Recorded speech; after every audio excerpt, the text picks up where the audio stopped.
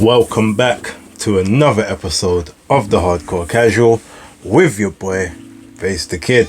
As always, please like and subscribe, share with a friend, a colleague, an associate, a relative, an enemy, and anyone in between. I always appreciate the views, the comments, likes, and anything else.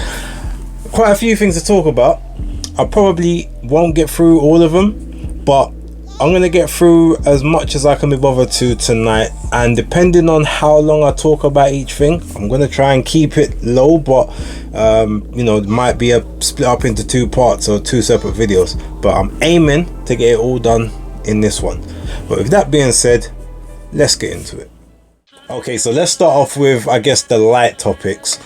Joe Fournier has officially made his complaint to the PBA, which is the Professional Boxing Association, with regards to the elbow that laid him out virtually cold on Saturday night against KSI. Okay, I know it's not a big boxing official story, but it's interesting enough. He actually did go through with it, according to his interview he done with Kugan Cassius earlier on anyway. And to be totally honest, unless they are literally in the pocket of misfits and Wasserman like KSI, they're gonna have to rule it a no contest. There's no other way around it. That's that's sort of the best they can do. They can't they can't let it stand and just say, oh well, it's in the heat of the moment, because it's not like a flurry of punches occurred. It was literally one shot. The punch prior to that, which obviously hurt him, didn't affect his, well, I guess it maybe affected him to a degree. Obviously he stumbled a little bit, backed off, but nothing else landed apart from then the elbow. So yeah, they said they'll find out on Friday if it's been accepted or not. Now, whether it becomes a no contest or a disqualification is definitely not going to get run back. The only way I could potentially see it getting run back is if they arrange a date for that Tommy Fury fight later on. So not in the September or the October slots they've been speaking about, but maybe like in a December one or something. He might then maybe run that one back in September and then go into like the Tommy Fury fight in December, January or February next year, something like that. But yeah, otherwise, look, it's a pretty open and shut case, so I'm not expecting any any shenanigans. It's going to be very hard to keep it as is, because the entire world saw what they saw in it.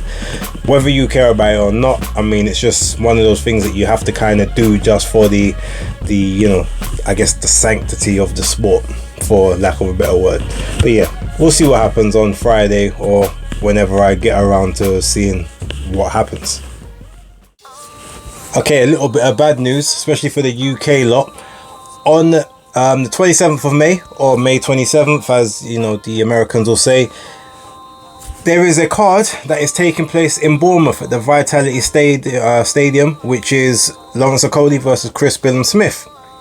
And the co-main for that event was Mikhail Lawal versus Isaac Chamberlain for the Cruiserweight British Championship. Unfortunately, that fight has now been postponed.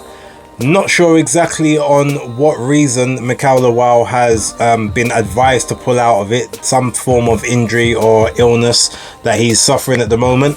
Obviously, did an interview with him about a month and a half ago, about 6 weeks ago now, 7 weeks. And, he said he was, properly looking forward to this fight.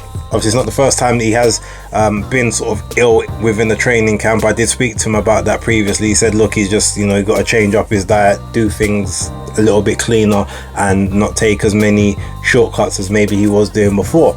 But for whatever reason, whether it's an injury or something else, that fight has now been postponed. And unfortunately, that makes the rest of that card a lot less appealing to the people who had three choices of events on that day. There was obviously Mick Conlan versus Lopez. There is Wood Lara 2, and obviously there's that one.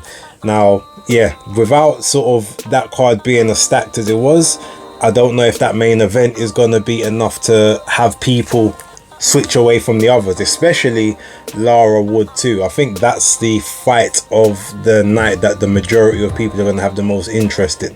Could be wrong, but you never know. But yeah, unfortunately, I feel bad for Chamberlain, you know, fellow South Londoner, so always got to kind of represent for him. But yeah, it's a shame for him. I don't know how long the fight's been postponed for. It didn't quite give a date, but yeah, just bad news. And I just hope that obviously his camp isn't too affected. He can take a little bit of a break from, you know, trying to cut weight and whatever. Although, you know, it's never nice to be in the middle and then have to stop, but keep yourself tapered off, keep yourself active so that you can start again a couple weeks, 2, 3 weeks, 4 weeks later. I think it might be taking place now in July, but I'm not sure. Anyway, yeah, unfortunate, but these things happen. So I look forward to when that gets rescheduled, and more importantly, what card it's going to be on. Now, interestingly, Mauricio Solomon has come back out again in his support of Jermall Charlo with regards to his issues that he's been having outside of the ring. As we know, he did have a back injury at one point, or that was what was reported. He also was going through domestics with his wife at the time. From what I understand, he had a custody battle with his kids, and he's won full custody of his children. So I don't necessarily know, you know, if there was an issue with maybe the wife's mental or emotional state. Obviously his focus has not been boxing, which I can totally understand. Those kind of things, I don't wish them on anybody. If that is what's happened and that was the right outcome for that situation, then I'm glad. Basically, I'm very glad, and I'm happy that he, I guess, now has a chance to put himself in a better space, whether that is boxing or not. You know, we don't like to see anyone really getting through things. And also to his wife as well, whatever the situation is there, I hope that she's happy and healing and all that good stuff. Now, getting all of that out of the way, Mauricio Solomon basically saying, oh, we're going to allow him to all the time he needs. He's going to be able to take his time, where, you know, he's not going to be pressured into having to defend his belt during such a difficult moment in his life. Well, hold on a minute. Like, why should the division itself be held up because you want a virtue signal after some of the madness and you know, and the big F3 that you do? I don't even want to swear that I'm going to try not to, but the amount of other backhandedness you've done left, right and center, but yet this is what you're gonna hang your hat on. Like, a guy that hasn't been in the ring in almost 2 years isn't coming back until at least November, if he comes back at all.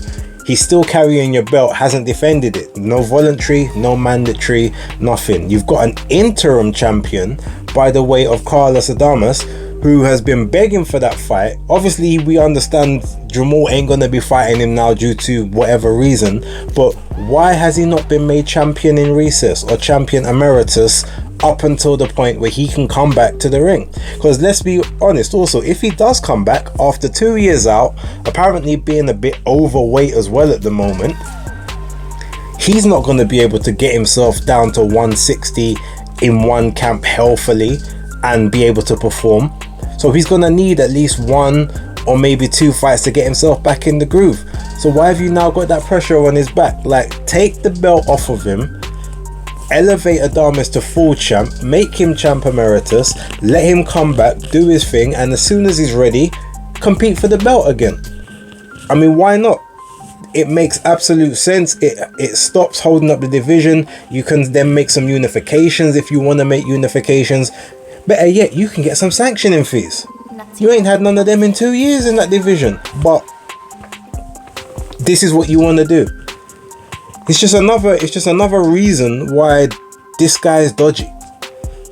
And it's interesting. I think, you know, obviously I know Rob Tebbett's got a very good relationship with him, so I would hope that maybe Rob can get him on the phone, get him on Zoom, and just sort of, you know, understand certain things and certain ways this guy's mind moves. Because yes, he has some decent initiatives, but he also does a lot of questionable stuff, a lot of corrupt stuff that I think people try not to push him on because he has a personable, like, character about him. but I'm sorry, like, I'm not here for it. I want that belt back in circulation, because 160 at the moment is dead as a division.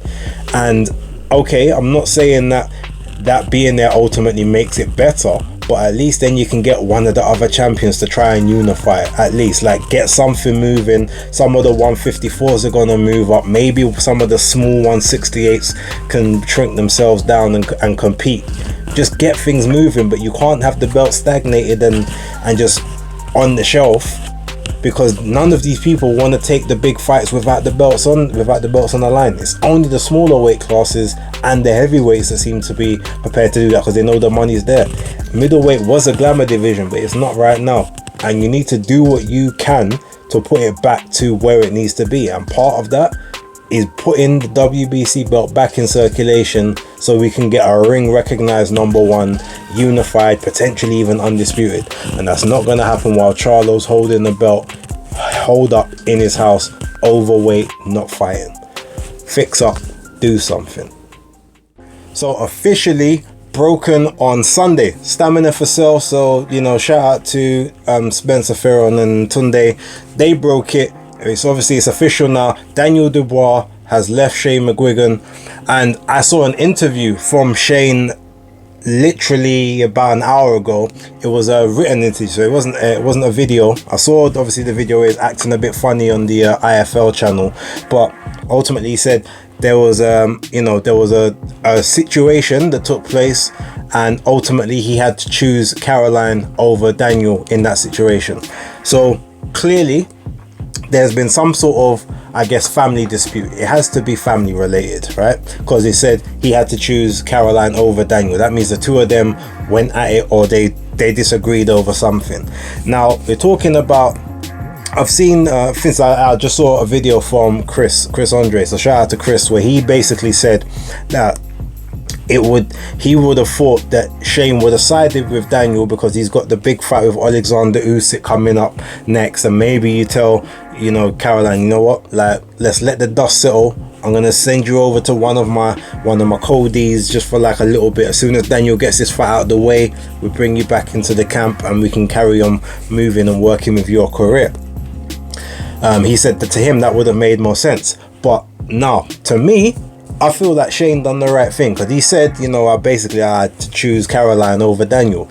Now, I know why he chose Caroline over Daniel, because Daniel ain't got a chance against Alexander Usyk, and he probably ain't got a chance against anyone halfway credible in the division.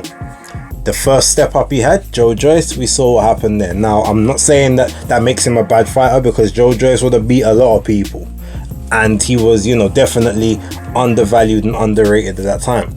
But we've seen, I mean, he had a slight wobbly moment with Richard Lartey previously. He had even when he fought Trevor Bryan, there was a couple moments in there where he didn't look necessarily the most comfortable. Outside of that, it was journeyman.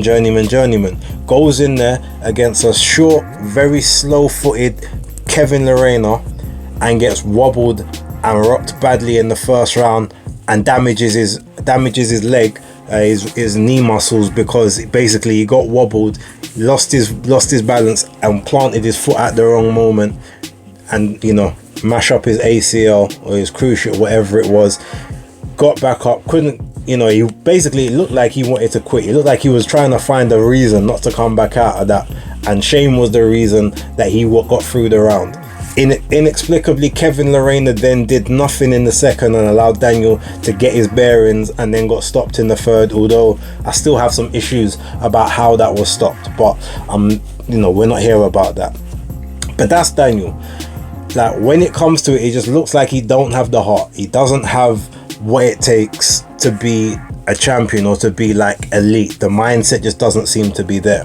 Caroline, on the other hand, the mindset is there. That is a true gritted out warrior. That is a woman on smoke, and that is a woman that don't mind if she's got to be in a trade out with someone. To her, in her mind, she's coming out on top, and if you want to bang, that's the worst mistake for you. It's better you run and take a bit of this punishment rather than try to sit with me, because from this southpaw stance, I'm gonna get you, and it's not gonna be nice. Caroline has got the proper dog in her, and outside of that, she's a lot more marketable than Daniel because she speaks, she's friendly, she smiles. She, you know, she never used to really have the, you know, the big loud voice. She still doesn't necessarily have it now, but there's just an aura. She has this very nice personable aura about her. She doesn't seem flustered when you ask her a question. Like, she just seems personable. Yeah, she may not necessarily come along as she may not seem like the most scholared, you know, person out there, but she's personable, she's relatable, people like her. Outside of that, she delivers in the ring, and you can tell even from the small amount of fights she's had now, like, everything about her is just fundamentally better than her brother. Not just fundamentals and skills, but everything. Punch selection, like not being afraid to get hit, not sort of being comfortable, like being relaxed, being thoughtful, but letting things flow. Like, everything about her, boxing comes natural to her. It doesn't come natural to Daniel. He's just a big, heavy guy that obviously has got natural, like, God gifted advantages in life. And I think if he ever got to a point where his brain naturally engaged with his body, like, fully, and realized that, wow, no, you know what, I'm that guy, he might actually be something killer, but he just doesn't have the mindset for it. So that, to me, explains wholeheartedly why Shane would go with Caroline over him. And she's guaranteed to be a world champion. And in the way that women's boxing is going right now, she's definitely a future star. So she's a world champion in weighting, probably multi-division, based on, you know, sort of how the women move. And she's personable and marketable and can be a star moving forward. Daniel doesn't have that same trajectory, and ultimately Shane's not in the market of having guys that, you know, or having people in the stable that probably can't get where he wants them to get. So ultimately, yeah, it makes perfect sense to me why he goes with her over Daniel in this instance. Daniel, on the other hand, is moved over to Don Charles. I don't know if that's a good move for him either, to be totally honest. I mean, this isn't no disrespect to Don Charles, but he's never trained anyone to world level. Like, he's barely reached European level with some of his fighters. A lot of them falter at British. There's a couple British and like some Southern and other area champions. To me, I don't know how that one stacks up. I don't know what he can teach Daniel that he couldn't teach his son, that he couldn't teach Derek Chisora.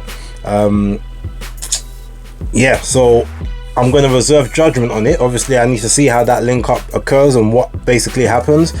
I am interested to find out what happened between the siblings, though, as to why the split had to happen in the first place. But yeah, as I said, Shane made the right choice. Good luck to Daniel moving forward. I know for a fact he ain't going to take that Usyk fight now. No chance. I need to see what transpires after that. So maybe when I come back, there will be some news and I can report that to you. Alright, last but not least, I ain't even going to spend too much time on this one. So I still haven't been able to watch the entire Rolly Romero versus Ismael Barroso fight, but I've still seen the same highlights that I saw before. I've heard more examples and opinions from other people, especially people that I credit and I trust what they say. And now I've even seen the scorecards for the fight. I heard that they all had sort of Barroso up on the cards, but I didn't know to what level. Two of the cards from what I've heard had him up by about 4 rounds. So it was like a 4, what was it? It was in the 9th round, so it was like a 4-3 or a 6-2 type situation before that knockdown that wasn't a knockdown. Look, I'm out here and saying it like quite comfortably. Tony Weeks corrupt. It wasn't a bad stoppage. It wasn't a he jumped him prematurely. It wasn't, he done that that was all about making sure Rolly got that belt. I've seen it several times, and the fact that Rolly barely, I didn't think he landed one punch in that last salvo. He got hit 2 or 3 times in the exchange and didn't hit Ismael Barroso back. The only thing he did do at one point was he managed to get a shot just past his shoulder, and I think he maybe pushed him like at the side after the gloves gone past the head. He's pushed him at the side, and Ishmael Rosso's like rocked back onto the ropes, come back out, smack with the left hand, and Tony Weeks jumps in. And even when he jumps in, Rolly throws an uppercut that misses. The whole thing stinks. There's no way it was just a bad decision, or he just became a poor referee overnight. That was calculated. He's got previous of stopping things when they didn't need to be stopped, and the fact that, you know, again, we're going to talk about Corrales and Castillo and those guys, that didn't get stopped. There was every reason you could have stopped that, you know, earlier than you did in that particular fight. No, this was purely and simply he was on the take. Brown envelopes, either brown envelopes were exchanged, or someone's got one of his family members in, you know, basically they are kidnapped in a dark room somewhere, and that fight needed to go Rolly's way, otherwise they ain't coming back home. It's that simple. There's no way in this world that was just a bad call. It was corruption, it was disgraceful, it was despicable, and any other word you want to attach to it. Leave your comments down below, but I'm pretty sure every single person agrees that has seen that. I still want to watch the fight now. It makes me want to watch the fight even more, because from what I keep hearing, Barroso was just piecing up Rolly left, right and centre. Rolly's a joke, Tony Weeks is a joke, PBC is a joke. I still like some of their fighters, I still watch some of their shows, but joke. Simple and plain. Anyway, leave your comments down below for everything I've said here. Hopefully, yes, like and subscribe, share this with your friends, family, anyone else in between. Thank you very much for watching. For right now, Hardcore Casual, out.